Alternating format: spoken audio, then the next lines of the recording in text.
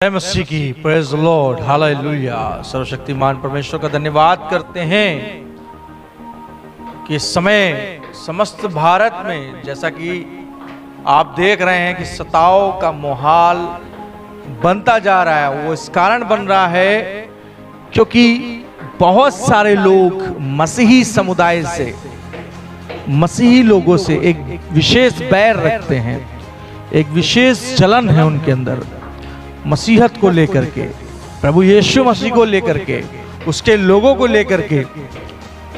और इस ईर्ष्या और जलन की स्पिरिट को हम देख सकते हैं छत्तीसगढ़ के अंदर, जहां आज मसीह होने के कारण एक बहन को उसके गांव से निकाला गया।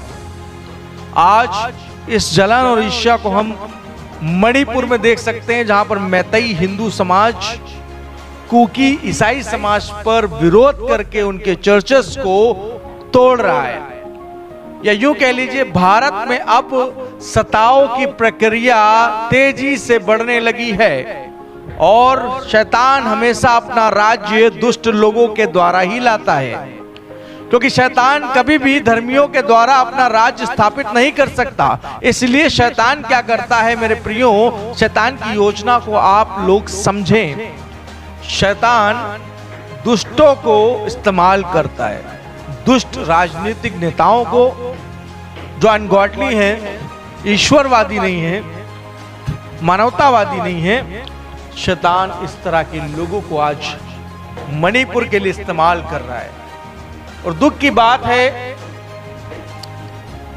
कि पूरा मसीह समाज आज इन बातों को देख रहा है। कुछ लोग हैं जो दुआ कर रहे हैं, कुछ सेवकाइयां हैं जो दुआ कर रही हैं, हम लोग दुआ कर रहे हैं, हमारी टीम दुआ कर रही है, कई और पंजाब की मिनिस्ट्रीज जो हैं वो दुआ कर रहे हैं, प्रार्थना कर रहे हैं। लेकिन अन्य जाति सोच रहे हैं कि हम ईसाइयों को डरा कर, धमका के और आरोप लगा के, इनके ऊपर भिन्न भिन्न आरोप लगा के इन्हें हम दबा लेंगे। वो भूल गए कि वो जीवते परमेश्वर को ललकार रहे हैं। परमेश्वर अपने लोगों के लिए युद्ध करता आया है, इतिहास गवाह है। लेकिन जब धर्मी जन का बड़ी कठिनाई से उद्धार होगा तो इन पापियों का क्या ठिकाना।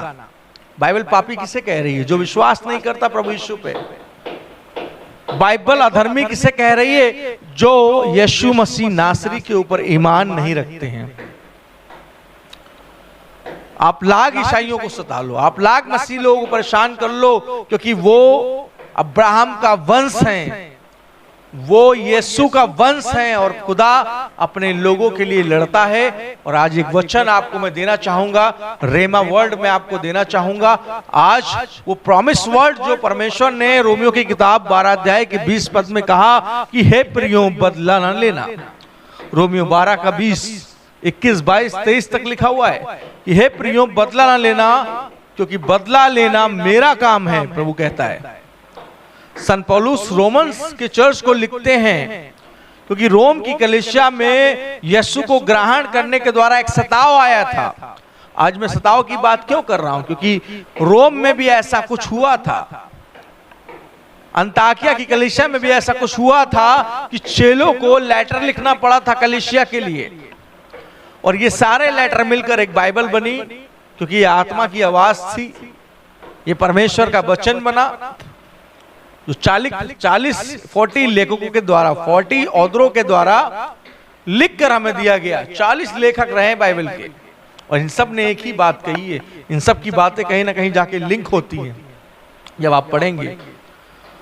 जब रोमन की कलीसिया में सताव हुआ तो पौलुस ने लिखा है प्रियो बदला ना लेना, क्योंकि जब हमारे पर विरोध होता है, हमारे पर लोग कुछ ना कुछ टेक्निक कसते हैं और हमें बदनाम करने की पूरी साजिश करते हैं, और जब कुछ नहीं मिलता है तो हम मसीह लोगों पर एक आरोप लगाते हैं कि देखो जी धर्म परिवर्तन कर रहे हैं, देखो जी ये कन्वर्जन कर रहे हैं। वारे वाह।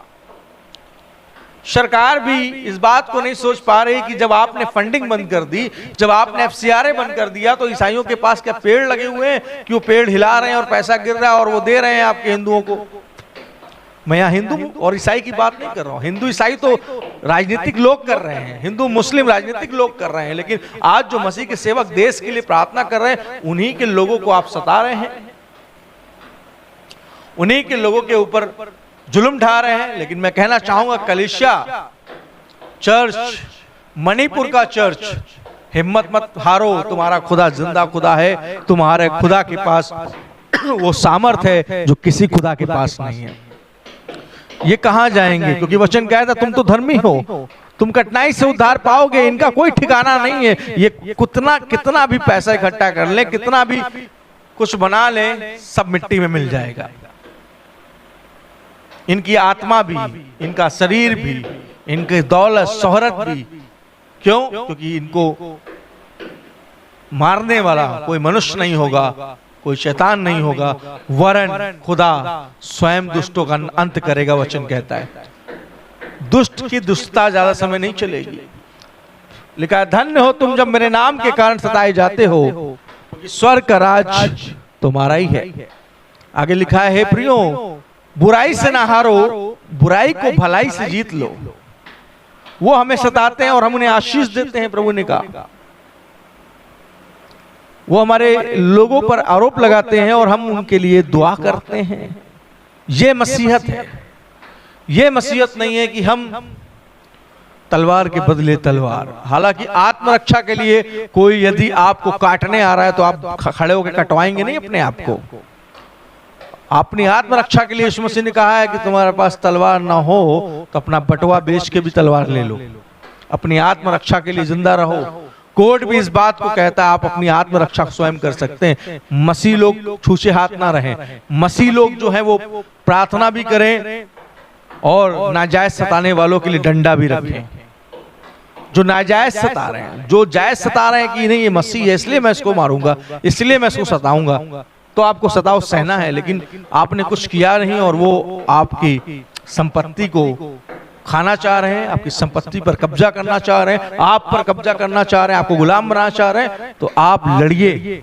खुदा आपके साथ है, परमेश्वर आपके साथ है। खुदा के लोगों, खुदावंत चाहता है कि आप सताव को सहें, सताव के लिए दुआ करें। सताव का होना लाजमी है मसीहत में। आज से सताव नहीं आ रहा है। बड़े बड़े नीरो आए जिन्होंने चैलेंज किया कि हम मसीहत को खत्म कर देंगे, हम इस पंथ को ही खत्म कर देंगे, मिटा देंगे। उन्होंने विश्वासियों पर भूखे शेरों को छोड़ दिया था। लेकिन आज भी मसीहत जिंदा है और प्रतिदिन 5G की स्पीड से बढ़ रही है। 156 देश यीशु को मानने वाले देश हैं। ध्यान रखिए, आप अकेले नहीं हैं। 156 कंट्री यीशु को मानती है क्योंकि यीशु इतना महान है। उसमें इस्लामिक कंट्रियां भी इन्वॉल्व हैं क्योंकि उनको पता है कि ईसा अलैहिस्सलाम में वो ताकत है, ईसा मसीह में वो ताकत है जो दुनिया के किसी अन्य चीजों में नहीं है। यीशु मसीह ही न्याय करेंगे, ये बात उनकी कुरान में लिखी है। ये बात वो लोग समझते हैं। लेकिन कुछ लोग हैं जो नास्तिक हैं, कुछ लोग हैं जो अपने आप को ही ईश्वर समझ बैठे हैं, अपने आप को ही फरौन समझ लिए हैं, अपने आप को ही उन्होंने हेरोदेस समझ लिया है, अपने आप को ही उन्होंने नीरो समझ लिया, हिटलर समझ लिया है। लेकिन उनकी हिटलर शाही निकल जाएगी, वो मिट्टी में मिलाए जाएंगे। वो लोग जो अपने आप को राजा बना के घूम रहे थे वो कीड़े मकोड़े पड़ गए, उनकी लहासों से बदबू आने लगी, तब मरे थे वो। खुदा के लोगों, डरो नहीं, तुम्हारा खुदा तुम्हारे साथ है। परमेश्वर आप सबको आशीष दे, बरकत दे, यीशु मसीह के नाम में आमीन। जय मसीह की साथियों, यदि आप हमारे चैनल पे नए हैं तो प्लीज़ आप हमारे चैनल को सब्सक्राइब कर लें, कृपया शेयर करें, सब्सक्राइब करें, लाइक करें और सभी मसीह भाइयों को जो भारत में रह रहे हैं प्रभु के वचन से आशीषित करें।